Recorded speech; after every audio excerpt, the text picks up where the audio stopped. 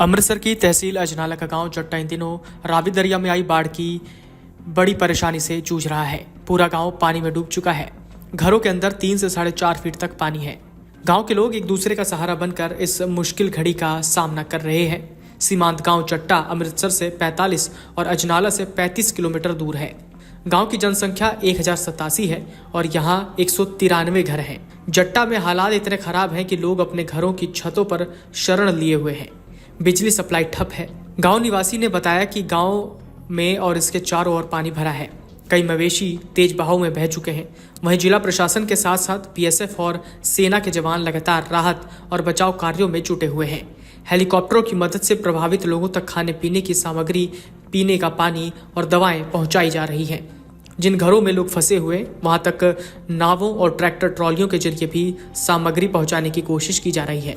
आपदा की इस घड़ी में गांव के लोग एक दूसरे का सहारा बने हुए हैं।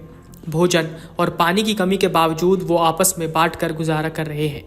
गांव के नौजवान राहत कार्यों में प्रशासन का हाथ बटा रहे हैं। कई लोग नावों के सहारे फंसे हुए परिवारों तक मदद पहुंचा रहे हैं। किसानों की खड़ी फसलें पानी में डूब गई हैं, जिससे आने वाले दिनों में आर्थिक संकट और गहराने की आशंका है। ग्रामीणों ने राज्य सरकार और केंद्र सरकार से अपील की कि वो इस आपदा से निपटने के लिए और ज्यादा मदद भेजे।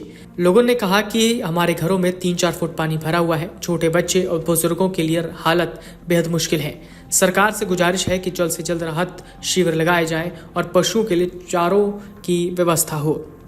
शनिवार दोपहर से हो रही बारिश के कारण रावी और ब्यास दरिया का जलस्तर और ज्यादा बढ़ गया। रमदास, अजनाला, गग्गो महल, लुपोके के साथ 80 से ज्यादा गांव पानी में डूब गए हैं। शहरी इलाकों में पानी कई फुट तक पहुंच गया है। प्रशासन की टीमें लोगों को राहत कैंपों तक सुरक्षित रूप से पहुंचा रही है। डीसी साक्षी साहनी खुद अलग अलग गांवों में जाकर वहां फंसे लोगों से मिलकर उन्हें प्रशासन की टीमें लोगों को राहत कैंपों तक सुरक्षित रूप से पहुंचा रही है। डीसी साक्षी साहनी खुद अलग अलग गाँव में जाकर वहां फंसे लोगों से मिलकर उन्हें साथ चलने का आग्रह कर रही है। कई गांव ऐसे हैं जिनके निवासी घर बार छोड़कर जाने के तैयार नहीं। प्रशासन द्वारा राहत सामग्री बांटी जा रही है। इसके अलावा हेलीकॉप्टर के माध्यम से लोगों तक खाने पीने का सामान पहुंचाया जा रहा है।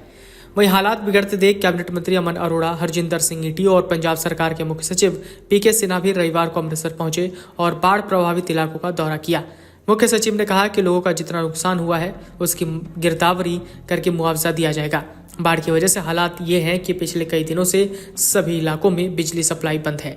पशु भी पानी में डूब गए हैं, उनका भी कुछ पता नहीं चल पा रहा।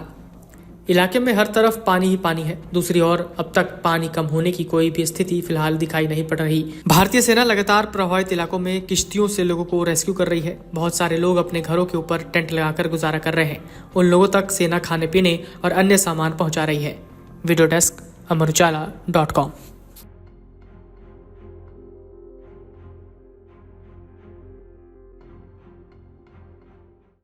अगर आप ये वीडियो YouTube पर देख रहे हैं तो हमारे चैनल को सब्सक्राइब कर बेल आइकन दबाएं और Facebook पर देख रहे हैं तो हमारे पेज को लाइक करें।